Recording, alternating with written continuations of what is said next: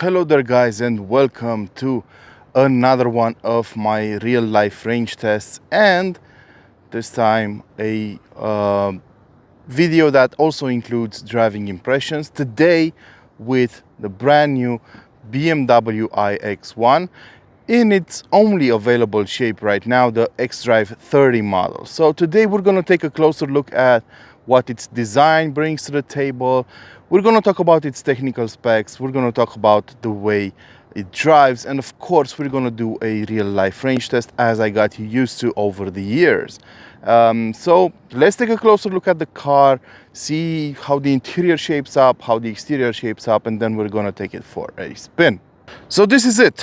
What is a BMW iX1? As the name suggests, this is BMW's electric answer to cars like the Mercedes-Benz EQA, for example. It is its compact SUV, premium SUV, but with an electric twist. Basically, this car is built on the same platform as the regular X1, but under the hood you will only find an electric motor, and you will also find an electric battery in the floor. On the outside, the shape of the car is exactly the same as on the regular ICE version, but there are a couple of differences you might notice. For example, the front grille up here is completely blocked out to help with the drag coefficient, and we do have the I logo over here, which tells you that this is an electric car. With this different grille that's always closed, on the regular X1 this grille is actually active, so it will open and close depending on the driving situation, but this on the iX1 is completely closed all the time, and with its help and a couple of other tweaks, for example, just like the regular X1, we have the door handles that are flush with the door cards, but doing all these tricks, the BMW iX1 has a drag coefficient of 0.26, which is pretty good for a car that wasn't exactly designed to be an electric one from the get-go. This car over here has the M Sport package on, and it has the Bay Laguna blue color on it. It looks pretty good. It's a different color from what we've gotten used to on most of the BMW X1 models you see on the road. We also have the adaptive LED headlamps over here and the new signature light finish in the headlamp. Now, from the sides, well, what can I say? We have 18-inch wheels on this car. Those are wheels you can only get with the M Sport package. Not a lot to talk about. I told you about the flush door handles already. Let's take a look at the back as well. A lot of square shapes and a lot of angles on this car.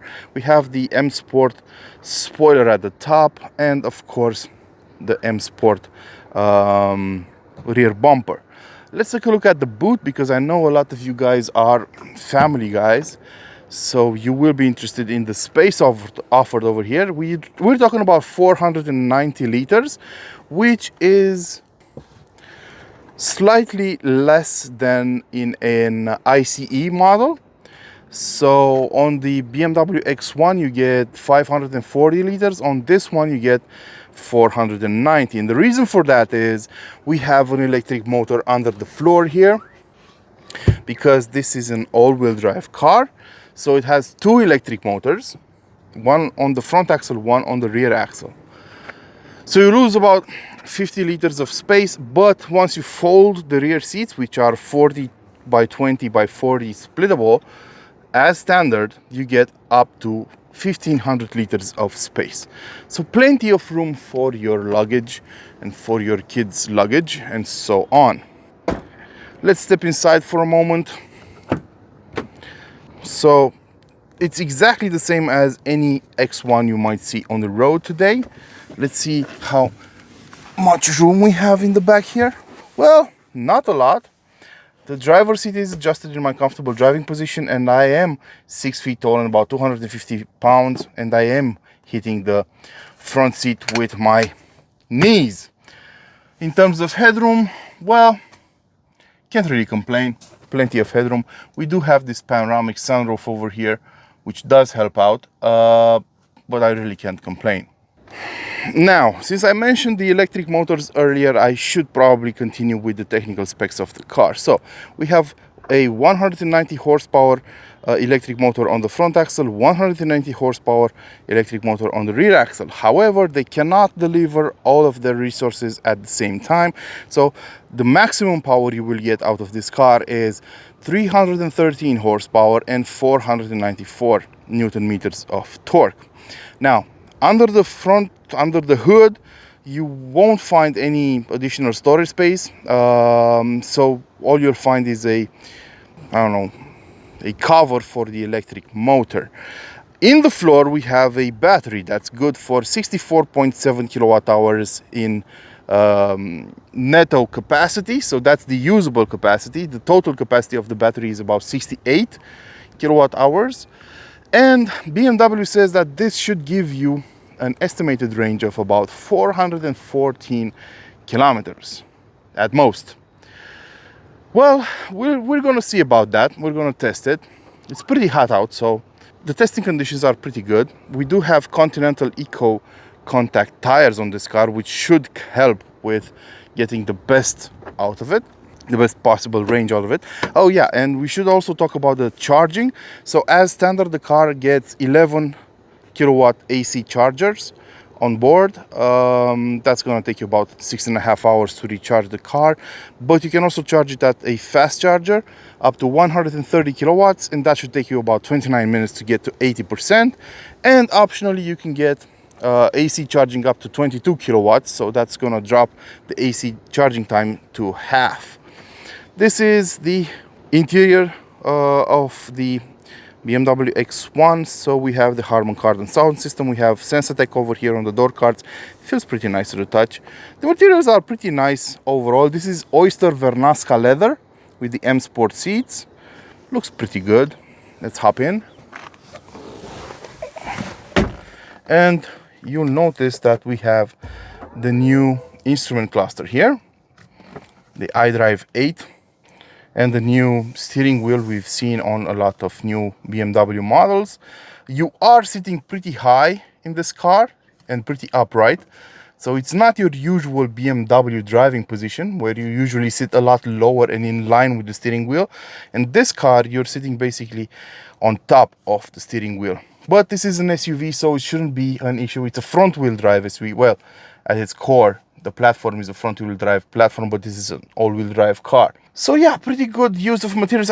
I'm not a huge fan of the plastic used on the spikes, on the spokes of the steering wheel and on the stalks over here.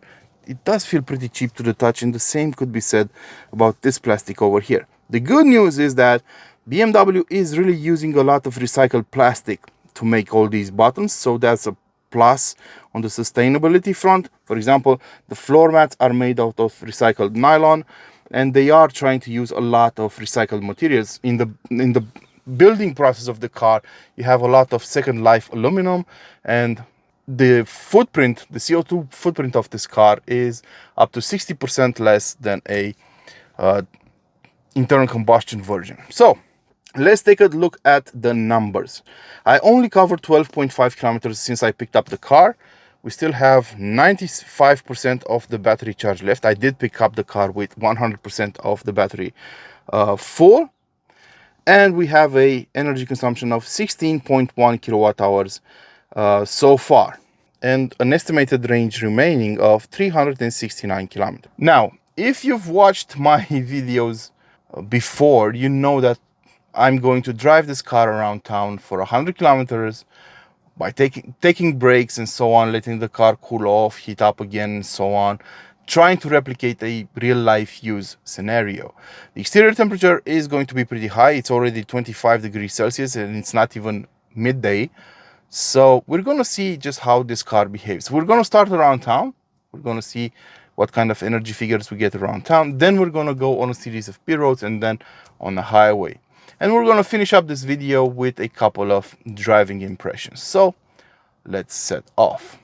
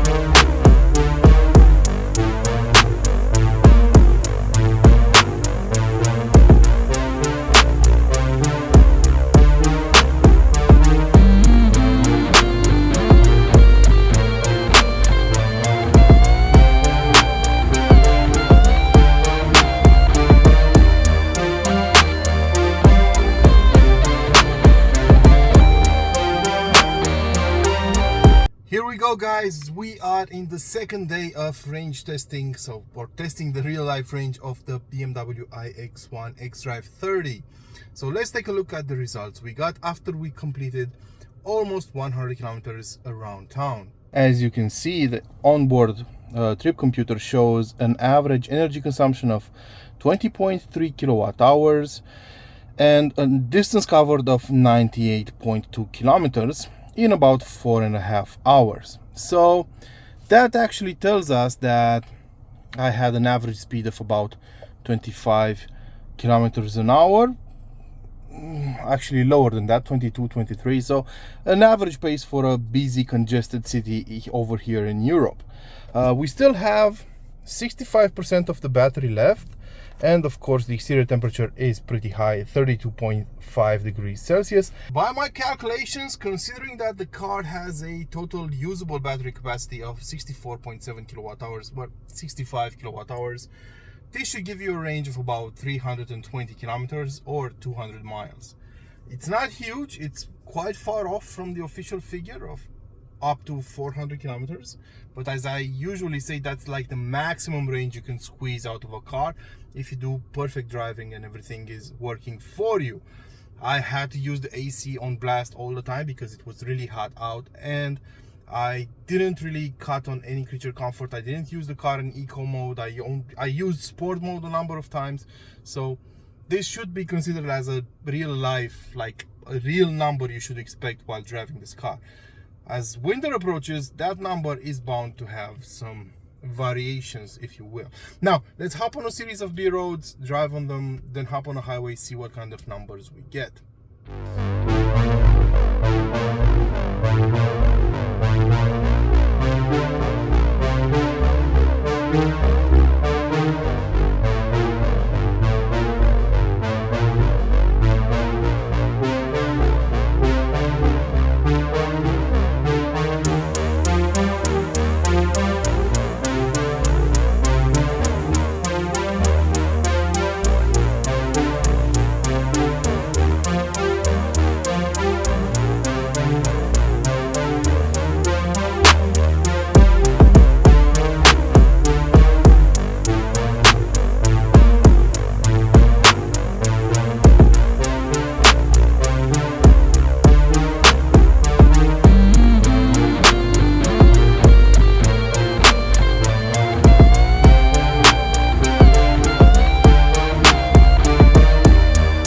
Okay then, so we just finished the B-road section of our real-life range test with the BMW iX1 xDrive30. Let's take a look at the number. So we covered 44 kilometers in 32 minutes. That's an average speed of about 80 kilometers an hour, and we had an average energy consumption of 14.8 kilowatt hours per 100 kilometers covered. Let's round that up to 15. Considering the battery has a usable capacity of about 65, you should get about 433 kilometers of range out of this car in this scenario. So I kept the AC on. As you can see, I only used the normal driving mode. I didn't use efficiency mode, and as you can tell, we still have 54% of the battery left. The exterior temperature is 31.5 degrees, and the estimated range left is 215 kilometers. So in these situations, you could get like the more than what BMW claims in terms of range. Now let's hop on the most excruciating test for any electric car. Let's hop on the highway. I'm gonna keep the car at 120 kilometers an hour, and we're gonna see just what kind of results we get. Let's go.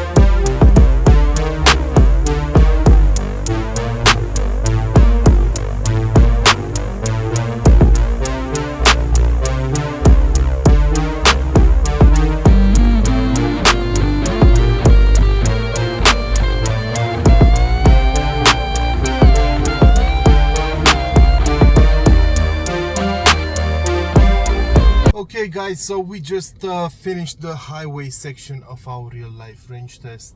Let's take a look at the numbers. The trip computer shows 19 kilowatt hours per 100 kilometers covered.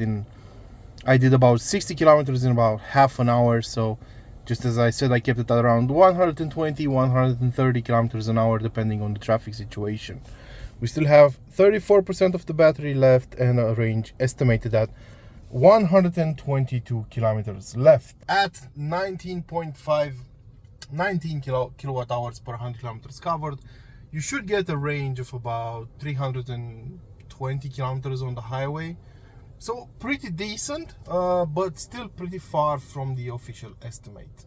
But that's just what we got. So stay tuned for the conclusions of this test. Okay, so as I said, this car has 313 horsepower at its disposal, and it will do 100 kilometers an hour from standstill in 5.6 seconds. Yeah, it's really fast, and it feels really fast.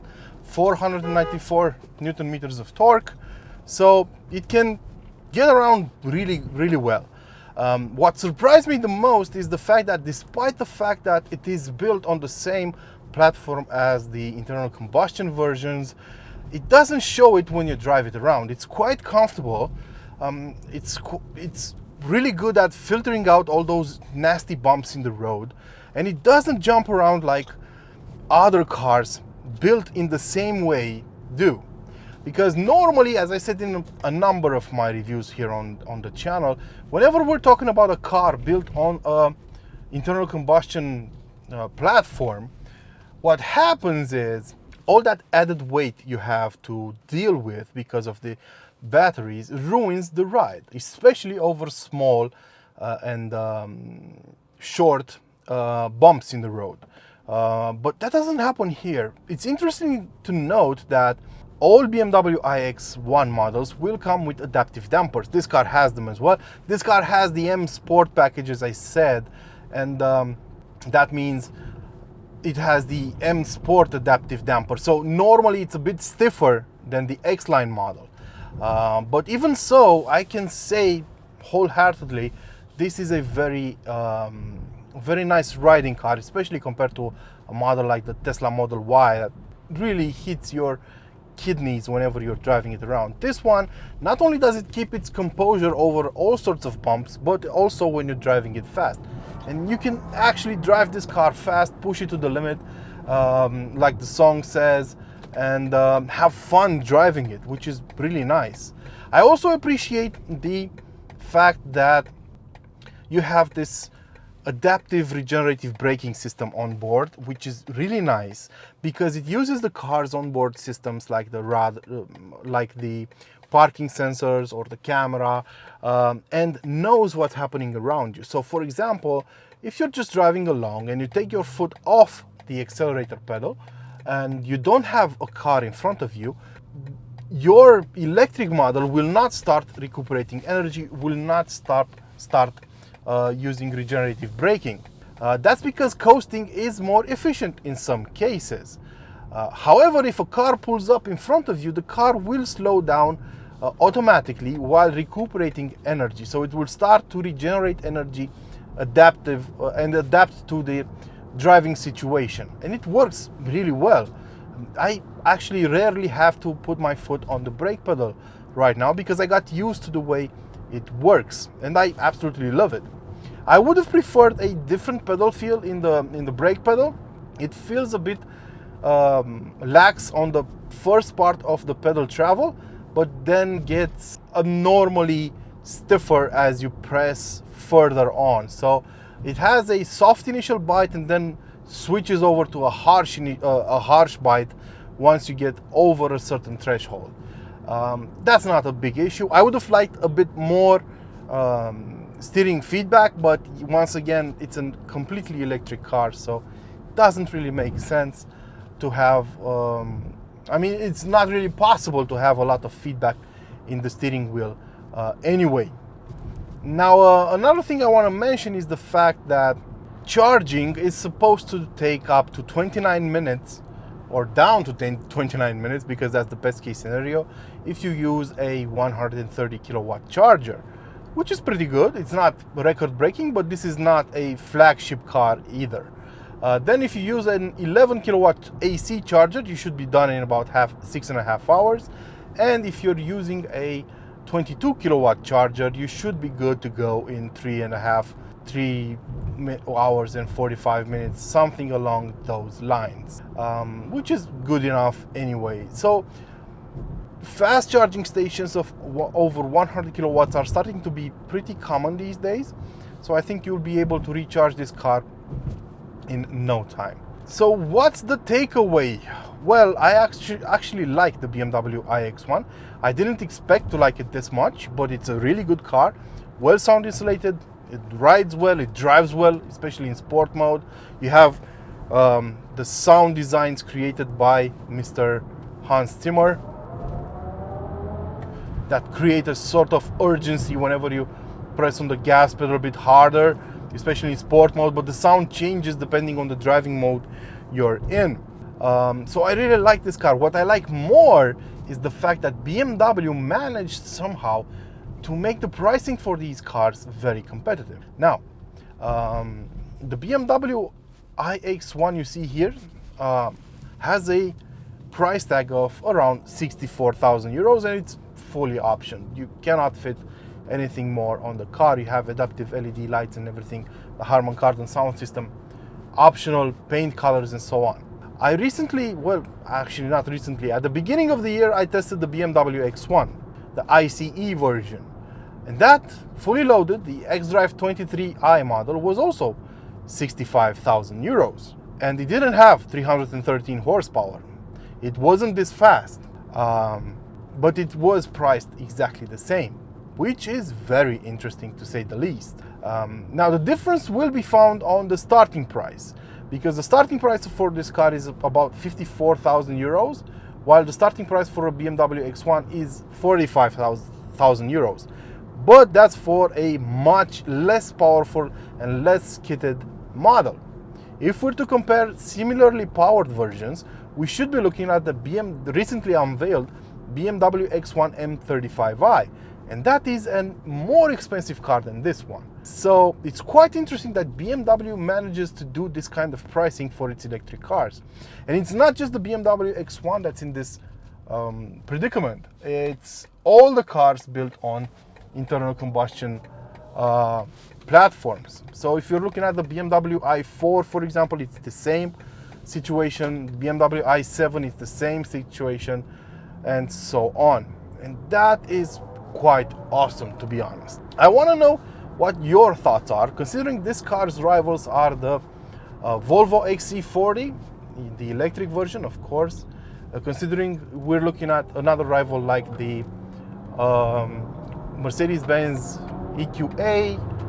I have a terrible diesel in front of me right now that won't get out of the way. Thinks he's fast, but he's not. The rivals for the BMW iX1 are the Volvo XC40 Recharge, which goes up to 408 horsepower, the Audi Q4, which goes up to 300 horsepower, and the Mercedes-Benz EQA. Now, out of all of these cars, I tested all of them. You can watch them on my channel. I would like to know which one you would get. Right now, my money is on the BMW iX1. I think it's the most refined car of all of them. It doesn't have a bespoke electric platform underneath, but it doesn't need one. It's very comfortable.